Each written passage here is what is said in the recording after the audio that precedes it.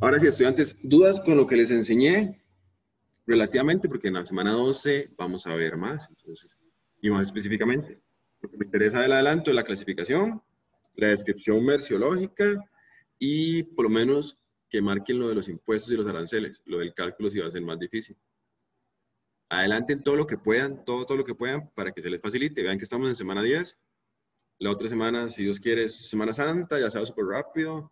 Regresamos y cuando se dan cuenta, ya el trabajo final, los que tienen que ir a ampliación, no mentira. Entonces, tomémoslo en cuenta. Profe, una pregunta para el punto G que dice indicar los aranceles aplicables a cada TLC, entonces es eso que estabas haciendo antes, que por ejemplo el ACUA era 1.5%. Luego eso se multiplica por los $100 y ya se convierte a colones con el tipo de cambio. Ese es el dato que quieres al final. Para compartirlo.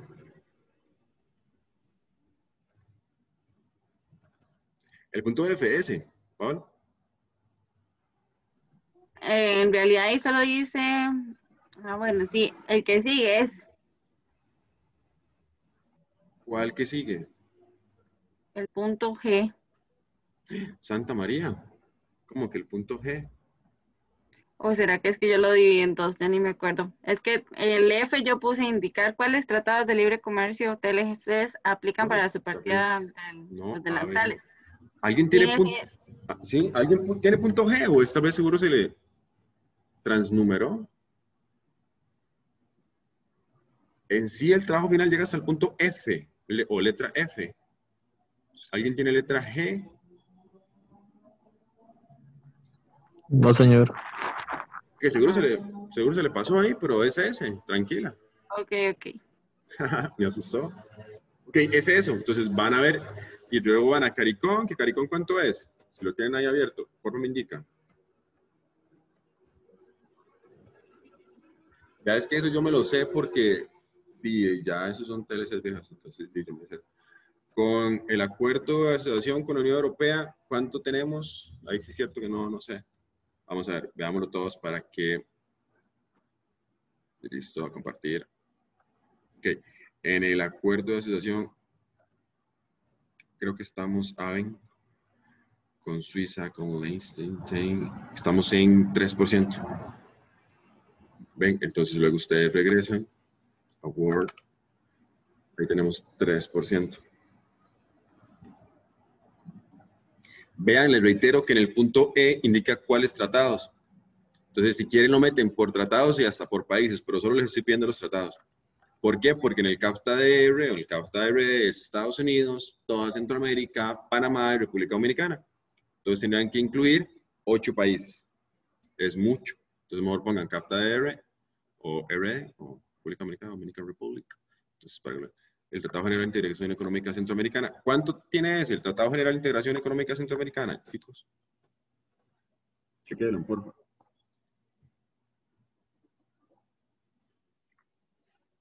Algunos me escribieron que no tienen conexión, entonces tranquilidad, no puedo responder. Tengo muchos mensajes. Estoy como Amelia Rueda. Entonces, para que sepan que si los veo, me llega la notificación ahí, entonces ahí les aviso. Chicos, ¿me ayudan con el Tratado General de Integración Económica Centroamericano? ¿Cuánto paga de aranceles?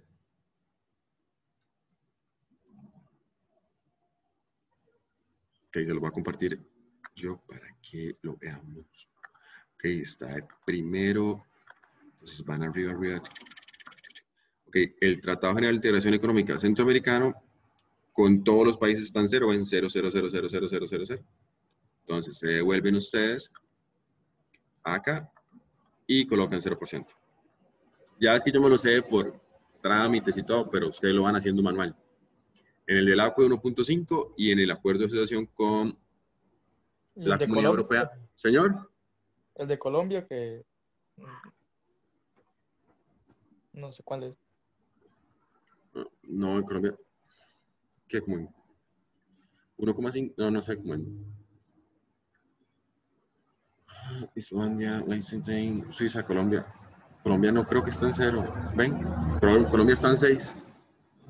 De nuevo, Colombia de DAI es 5.6 y de ley 6946 o ley de emergencia o el 1% es 0,4. Entonces, 5.6 más 0.4, si nuestras matemáticas no fallan y nuestro profe no se murió en la escuela, deberíamos de tener aquí en la parte de suma entre 5.6 y 0.4 en nuestro formato Word, que no sé por qué no me deja compartirlo con ustedes.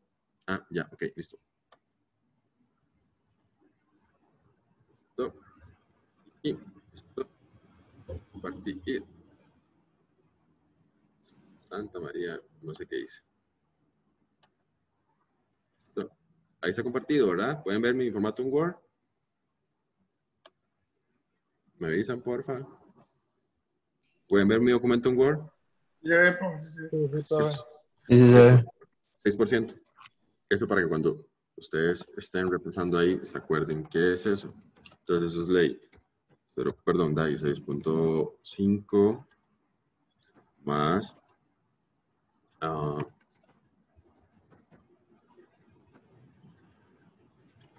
eso me dijo que era por ciento.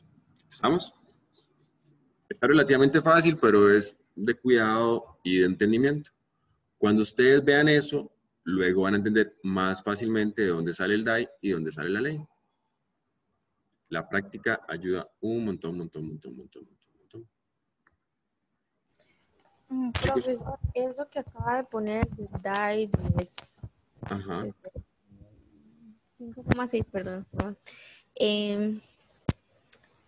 Eso lo tenemos que hacer con todos los porcentajes, o sea, hay que hacer eso con los porcentajes. Con los aranceles. Ajá, hay que hacerlo, o sea, esa tipo de operación, por decirlo así, con todos, o es que no entendí. Ok, primero vamos por partes. En el punto E, de acuerdo a la clasificación que ustedes tengan de los delantales de plomo, van a ver cuáles países aplican. En el ejemplo que estamos manejando actualmente, en la 621790, aplican para todos estos. Hagamos el supuesto que solo aplica para esos, para la clasificación del delantal, ¿verdad? Entonces aplica solo para esos. Si aplica solo para estos tratados de libre comercio, ocupo o necesito, o ustedes van a necesitar, o sus clientes, el porcentaje de aranceles. Entonces ustedes ingresan igual al mismo botón de acuerdos y ven el desglose. O sea, la sumatoria de DAI más la sumatoria de la ley 6946. No siempre da 0 y no siempre da un número exacto. A veces dan coma o a veces 0,89 y así. Por lo que les expliqué de la desgravación arancelaria, que hay lineal y no lineal. Solo quiero que entiendan que el arancel a pagar o el arancel base para ingresar aplicando un TLC es 0%. Sin aplicar TLC en el CAFTA sería 14% de DAI más 1% de ley 6946 y más 13% de IVA. ¿Estamos? Aclaración del caso. Bueno, lo vamos a ver la semana 12. Con TLC y sin TLC aplica 13%, excepto que 13% como base impositiva, como lo expliqué en el video anterior, no esté aplicándose a esa mercancía. Si esa mercancía no aplica el IVA, que muy difícilmente no lo está aplicando, por default, con o sin TLC, no se va a aplicar. ¿Estamos? ¿Consultas? Sí, no se aplica el 13%, acaba de decir así, no entendí. No lo entendí, perdón, se escuchó como muy en el fondo. Que el 13% es que como que se cortó ahí, entonces no lo escuché bien. El 13%. Ok, sorry. Ya se los comparto para explicárselos. Un segundo. Ok, en el CAFTA DR son los impuestos a pagar sin TLC. ¿Cuáles son? 14% de DAI, 1% de la ley 6946 y 13% del IVA. Entonces, esa sumatoria, en teoría, da 29.95%.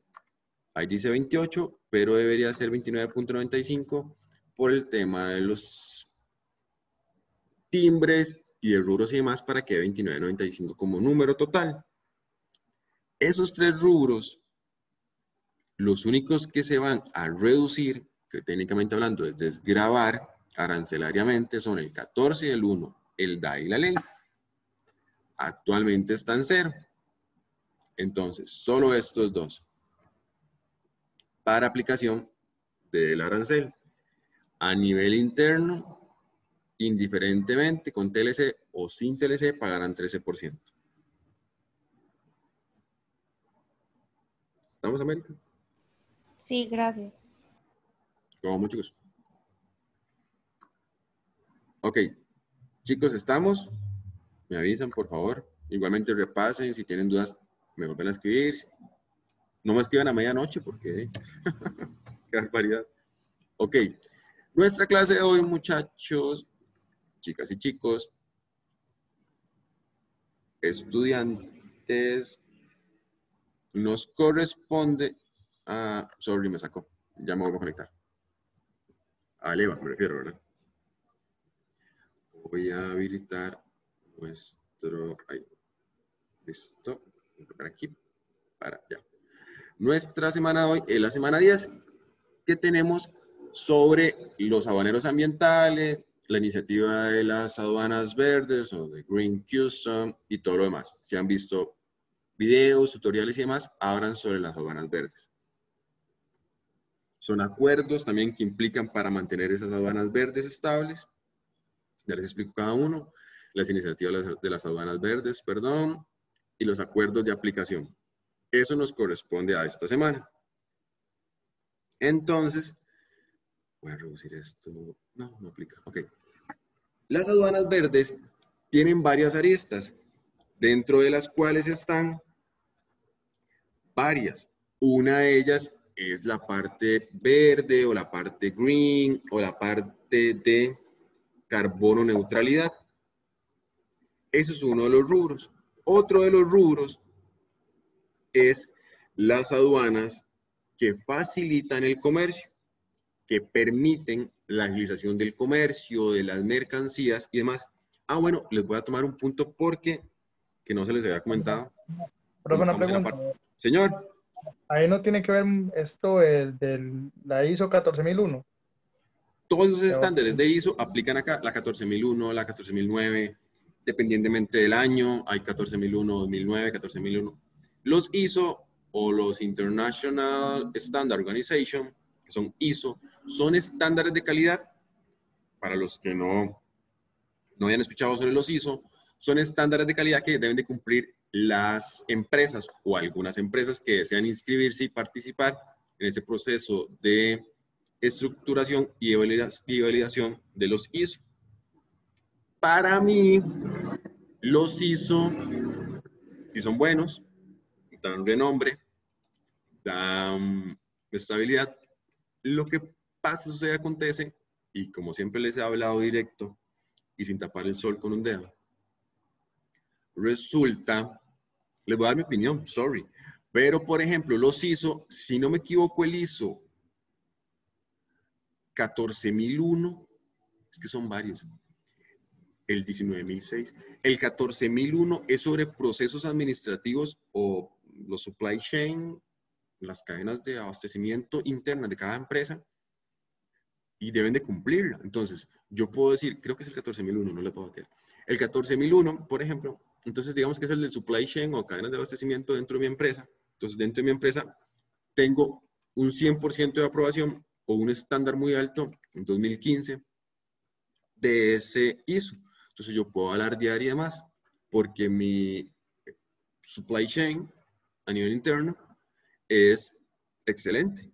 Lo que pasa es que ese cadena de abastecimiento es un éxito, pero mis empleados no tienen un comedor para almorzar, por ejemplo. Todos almuerzan en el cubículo, por ejemplo, porque ese ISO 14001 solo regula la parte de supply chain. Hay uno de salud ocupacional, que es el 6009 o 6008, que por ejemplo indica todo lo de salud ocupacional. en cuanto a seguridad de zapatos, de equipo, de casco, indumentaria, que accesibilidad, salidas de emergencia, extintores, puertas anchas, accesibilidad para los servicios sanitarios, con barandas y más, con alguna persona con discapacidad y demás. Pero resulta que a mis empleados les pago menos del salario base, por ejemplo. Entonces yo puedo alardear que tengo las 6.009, las 6.008, pero no tengo, digamos, estandarizado el salario o la accesibilidad, que no forma parte de nada de la salud ocupacional, por ejemplo. Entonces hay que tener mucho cuidado con los ISO. Son muy buenos y regulan muchos procesos, pero una empresa no puede tener tantos ISOs porque es muy complicado inscribirse en uno y el proceso de avalarlo y de validación. Entonces, hay que ver como que todas las aristas de las ISO o International Standard Organization, que es la que ¿Esto sería? Ok, estábamos con esos. ¿Qué significa eso? International Standard Organization, Organización Internacional de Organización Internacional de Estándares. ¿O me equivoco, no? Sí, me puedo equivocar. Sí, no. ISO no es eso, International Standard. Son ISO. Normas No ISO. sé, yo estoy preguntando nada más, profe. No me regañe. No, usted es la que me está regañando a mí, como que, profe, metete una vara, ¿qué es eso? No, nunca lo había escuchado en realidad. Qué divertido, a mí me parece divertido. Creo que es por eso que a ustedes les gusta la clase de ustedes, porque aquí aprendemos bastante. Es que en Aurero, uno tiene que ser de todo: politólogo, ingeniero, tecnólogo de alimentos, ingeniero mecánico, político, de todo. Entonces uno tiene que saber muchas cosas y hay que leer mucho. Entonces creo que es por eso que les gusta la clase y no es como que tan mecanizada ni tan estructurada la clase, creo yo. Por Sí, ejemplo, las ISO son un montón y todas regulan un montón, pero digamos, la 14.000 sí sé que es como muy a lo que es el tema de ambiente y demás. De hecho, esta empresa que está aquí, Kendo Parolotina, que ¿cómo es que se llama? Abopac, ellos son ISO 14.001. a ver, Por ahí también todo el tema de la contaminación y que están en tengan, contra. cuando vean en las empresas los rótulos, siempre está en la parte inferior derecha, independientemente que sea abajo, aparece el ISO, ISO. Ese ISO dice el número de estándar, 14.001, 6.008, 6.009, 9.000, y así van. Son números raros. Y a la par dice el año. Entonces tengan información del año. Yo les puedo decir, ya sí, es que yo tengo el ISO 40, pero tengo que decirles de qué año yo tengo ese ISO. Muy importante también, para que lo vean, y les dejo la tarea de eso. Entonces son regulaciones en cuanto a las aduanas verdes. ¿Por qué son aduanas verdes? Porque mantienen la estandarización, que si no me equivoco, para nuestro país, la carbono o el carbono neutralidad, o Costa Rica con carbono neutralidad, debería ser para el 2022. Entonces estoy súper cerca de la pantalla. 2022. Ese 2022, poco probable que se cumpla. Entonces, para que lo sepan, esto, si no me equivoco, corrobórenme ahí con San Google, siempre se me olvida el nombre de esa señora, Isabela Bendaño, que fue la promotora, no se ha muerto, la promotora del gobierno digital, la plataforma de gobierno digital. Háblese de todo. Gobierno digital, el EDUS, que es el expediente digital de la caja, el EDUS, solicitar licencias, pasaportes por internet. Eso forma parte del gobierno digital. Establecer el PUSE, la ventanilla única de comercio exterior de Procomer, es parte del gobierno digital. Establecer televisión análoga es parte del gobierno digital. Las conexiones con videollamadas es parte del gobierno digital. El internet a banda ancha es parte del gobierno digital. Todo convertir, evitar la utilización del papel y reducir, que tiene como un trasfondo por costos económicos y de materia prima y un beneficio para la naturaleza, tiene un beneficio positivo y súper positivo para el gobierno, costos humanos, máquinas y funcionalidad operativa del gobierno, o sea, de gobernabilidad. Entonces, ¿alguien me puede corroborar si es Isabela Bendaño o es Alicia Bendaño? Isabel Avendaño. Se me olvida el nombre de esa señora. Es chiquitita, de pelo corto, cabello corto. La promotora del gobierno digital. Ponen imágenes de gobierno digital y sale esa señora. Entonces, ella fue la que promovió todo esto de gobierno digital. Desde otra perspectiva, lo de las aduanas, viendo desde el punto de vista internacional o a nivel macro, la OMA, la Organización Mundial del Comercio, está muy ligada con la organización, la OMA es la Organización Mundial de Aduanas, está muy ligada con la OMC, la Organización Mundial del Comercio, o la World Trade Organization. La Organización Mundial de Aduanas debería estar casi que hermana a la OMC, a la Organización Mundial del Comercio, porque el comercio y las aduanas son como uña y carne. El pequeño gran detalle es que, por ejemplo, hay cosas relativamente distintas. En la OMC se manejan un idioma estandarizado solo de 3, español, inglés y francés. Algunas cosas sí solo están en inglés, casi que todo está en español y en francés, pero a posterior. Salen en primera instancia en inglés.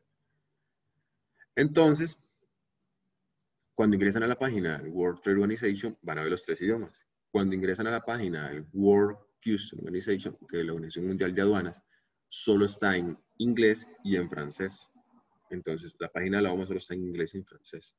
Entonces, son cosas que uno dice que extraño, pero la predominancia teóricamente es inglés, francés y español, aunque dudo mucho que el inglés sea tan predominante cuando realmente se habla mucho chino, chino abreviado, japonés corto, mandarín, cantonés. Entonces, es como que contradictorio, pero son los 3 idiomas. En AOMA no se maneja así. En AOMA hay otros miembros distintos que la OMC. A nivel de la OMC, si no me equivoco, hay 164 o 165, 164 por ahí. El último corte que hay de la de la OMC, que necio, de la OMC. Y les anoto lo de la OMC y lo de la OMA, porque, por ejemplo, los acuerdos que están establecidos a nivel de la OMC deben ser de acatamiento o de aplicación vinculante directa, porque se firman dentro de la OMC. Entonces, si Costa Rica firmó el acuerdo de facilitación, busquen ahí, acuerdo de facilitación del comercio a nivel de OMC, debería estar implementándose ya en nuestro país. Creo que se firmó en el 2013, no me acuerdo. Y, por ejemplo, Costa Rica tiene otro acuerdo que se llama OTC, Obstáculos Técnicos al Comercio. Ese OTC puede sonar como contradictorio, que tengamos facilitación del comercio como un acuerdo y obstáculos al comercio como otro acuerdo. ¿Qué implica esto? El acuerdo de facilitación, dentro de todos los que están ahí, no solo desde el punto de vista verde, para hablarles más sobre el comercio mundial, y no que se encajonen en nada. ¿Me están escuchando? ¿Todo bien? ¿Están aburridos? No, tranquilo, profe. Ya lo estamos escuchando. No, ya me desperté, profe, tranquilo. Ok, resumido, lo de las aduanas verdes y demás, los acuerdos son vinculantes y deberían de estar aplicándose en nuestros países o en los países miembros de la OMC. ¿Alguien buscó lo del gobierno digital? Entonces, se los pongo así. Tenemos un acuerdo de facilitación y tenemos un acuerdo aprobado de obstáculos técnicos. No quiere decir que ese acuerdo aprobado de obstáculos técnicos al comercio quiere decir que estamos bloqueando fronteras o generando bloqueos o generando notas técnicas o permisos o FAT, como les dije hace un momento, que lo vimos en el TICA, para la importación de mercancías. Digamos, entonces, por ejemplo, si escucharon lo del problema que tuvimos con México, con el aguacate. El problema que tuvimos con México con el aguacate fue un problema técnico de índole de notas técnicas. ¿Escucharon sobre el problema del aguacate? Costa Rica, México. Ustedes que son aduaneros saben de aduanas, así que eso les van a decir todo. ¿Sí? ¿Se escucharon? Sí.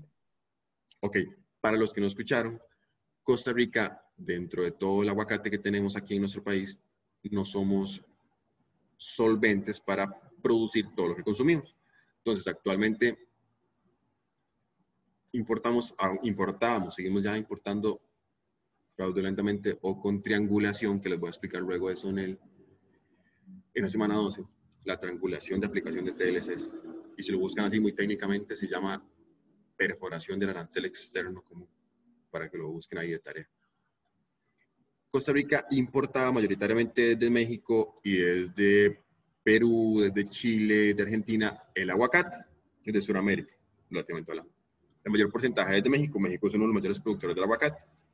Resulta, pasa, sucede, acontece, para que entiendan en resumidas cuentas lo que pasó, fue que el aguacate de México estaba con un viroide, se llama técnicamente hablando, se llama un viroide, que se llama sun blush o marca del sol, digamos. Ese viroide, que yo no soy fisiopatólogo, ¿verdad? Pero así se especifica, digamos, ese viroide afecta, no es una bacteria, es un virus que afecta al aguacate. Lo que pasa es que solo estéticamente hablando o exteriormente hablando el aguacate lo afecta. Lo que hace es producir en el aguacate manchas irregulares, tipo círculo irregular, color blanco amarillentas. Por eso le llama sun blush. Yo no he visto ni he leído estudios de que digan que ese sun blush afecta a la salud o cómo promueve o afecta a la salud. Lo que pasa es que es como no continuo. Entonces, en una producción de aguacates, en un lote X, en algún sector, se produce el sun blush y los demás no se contagia por contacto, sino se contagia supuestamente viral, por eso es un viroide. Es por eso que dejaron de importar completamente el aguacate. Lo que mencionan en las noticias es que no compramos el aguacate de México porque Costa Rica impuso una nota técnica para bloquear esa importación. La colocamos porque es técnicamente hablando como si los aguacates de México tuvieran COVID-19 y ustedes no saben a simple vista cuáles sí, cuáles no. Por eso es un viroide. Entonces se bloqueó toda la importación de aguacates. Resulta que eso no se puede hacer así porque así. Para aplicar un bloqueo de esos tiene que tener un sustento técnico y un sustento legal. O sea, técnicamente hablando, se tiene que decirme por qué no lo puede ingresar a nuestro país. Y legal, una aplicación de una nota técnica, de un permiso, o de un FAT, o de alguna regulación. Bajo nuestro ordenamiento jurídico legal aduanero de nuestro país. Costa Rica nomás dijo, no ingresan y punto. Entonces es como que ustedes lleguen a un restaurante y les digan, no se pueden sentar ahí. Ustedes, ¿cómo que no me puedo sentar ahí? ¿Por qué? Si ahí no está reservado, no dice nombres. No, no se puede sentar ahí, punto. A diferencia que si ustedes llegan a ese restaurante y esa silla dice, uso exclusivo para personas con discapacidad. Entonces ustedes no deberían de sentarse ahí, por ejemplo. Para contextualizar la parte técnica y la parte legal de por qué sí y por qué no. Eso es como que, en resumen, si gustan, ni me escriben y les cuento todo, pero es un tema largo lo del viroide de México. Y busquen ahí si gustan lo del viroide y sun blush con México.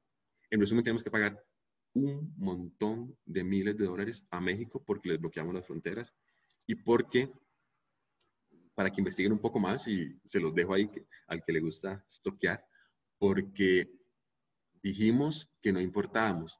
Entonces, cuando México quiso investigar nuestro comercio, si realmente querían hacer investigación de nuestras fincas, bloqueamos las fronteras y no dejamos pasar a los fisiopatólogos y tecnólogos de alimento de México para que hicieran investigaciones en nuestro país. No los dejamos pasar.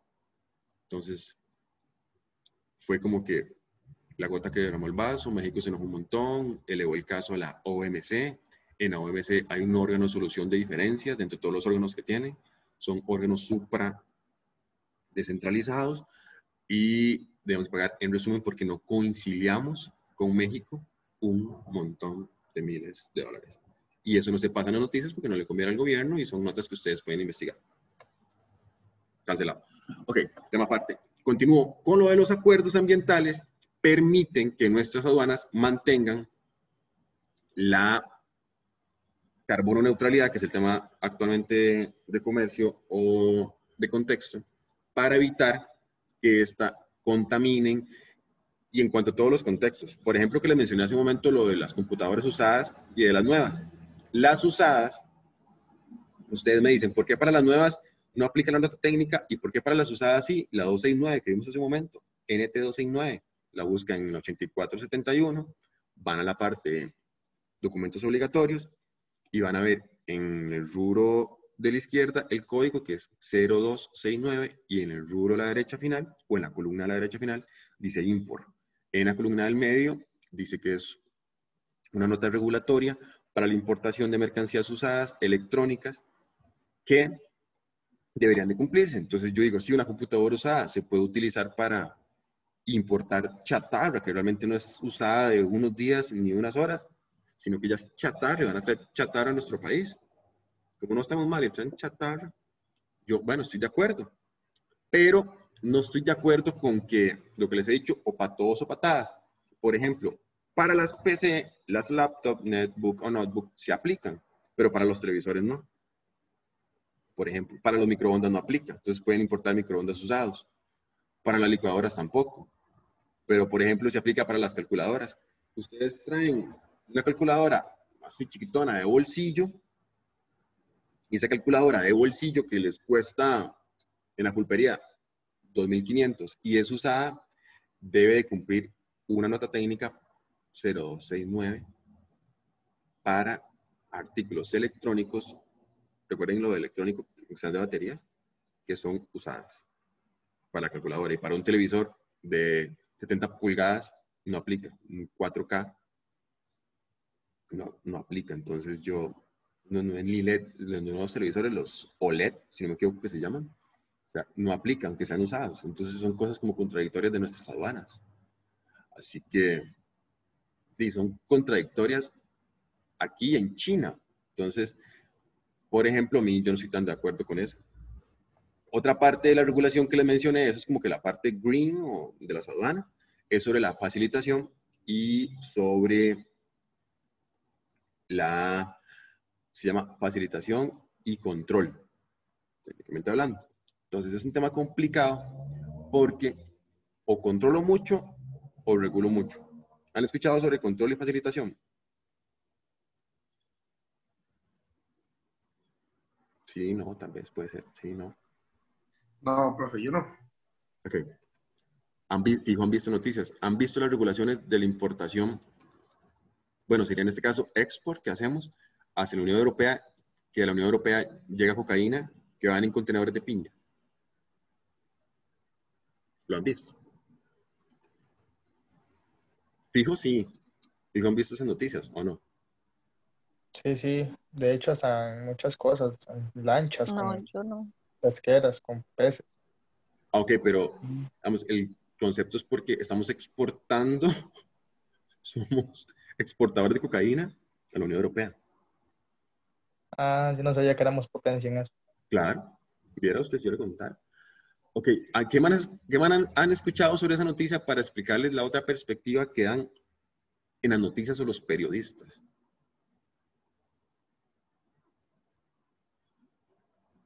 ¿Cómo va la cocaína? ¿En qué medio de transporte va cuando llega a Europa o a la Unión Europea? Me imagino que va por barco, en Ajá, contenedores. ajá. ¿Qué más han escuchado en la noticia? Que cómo llega la cocaína allá, que cómo se averiguó, si van frutas, si van tiburones, si van pescados, si van en galletas, ¿cómo va? Una piña que agarraron en España. Ya. Ajá. Piña, ajá, ananá. Ya, les voy a resumir eso que para que más o menos tengan una perspectiva sobre el control y la facilitación. A mí me encanta la piña, así que es de mis frutas favoritas, así que puedo hablar de eso. Digo, que me voy a hablar. Resulta que la ananá, y hablando sobre la facilitación, las aduanas verdes y el control, todo se engloba a nivel macro para exportar. Nos quedan 4 minutos, vamos a ver si me da chance de explicárselos. Para que vean otra perspectiva de lo que ustedes ven en las noticias y lo logren entender desde la perspectiva aduanera y cómo pasan las cosas, porque nada más dicen llega la piña ya y todo bien. Entonces, ¿y cómo llega la piña ya? Y se transporta, pero ¿cómo es posible que salga piña de allá? En resumen, todo se vincula a que los productores de piña o de ananá, de Upala, de San Carlos, independientemente de la zona que sea, tienen preferencia de qué tipo. La piña, para viajar en contenedores, perdón, necesita 8 grados, si no me equivoco. Búsquenlo ahí en aspectos técnicos. Entonces, esa piña tiene que viajar a 8 grados. Si viaja más fría, se quema. Si viaja más calientita, se madura. Entonces a los europeos no les gusta y no van a pagar los $5.000 que pagan por una piña. Bueno, no pagan $5.000. Los $100 que pagan por una piña y sobre todo ahora con la piña rosada. Entonces les gusta mucho la estética y que tenga muchos ojos, los ojos de la piña, tenga muchos ojillos y que sea no amarillas sino doradas, por eso es de piña gold, es por eso y demás. Entonces tiene que ir a 8 grados. Y eso es por medidas de ubicaje, de logística y supply chain. Resulta que cuando sale esa piña de los productores de allá, como van contenedores refrigerados, antes, cuando estábamos en Habdeba, no existía la posibilidad de mantener ese control de frío. Esa cadena de frío no se debe romper por más de 2 horas. Pero antes, cuando llegaban los contenedores a Habdeba, los descargaban ahí y esa cadena de frío estaba rota, se lograba romper, entonces afectaba la piña.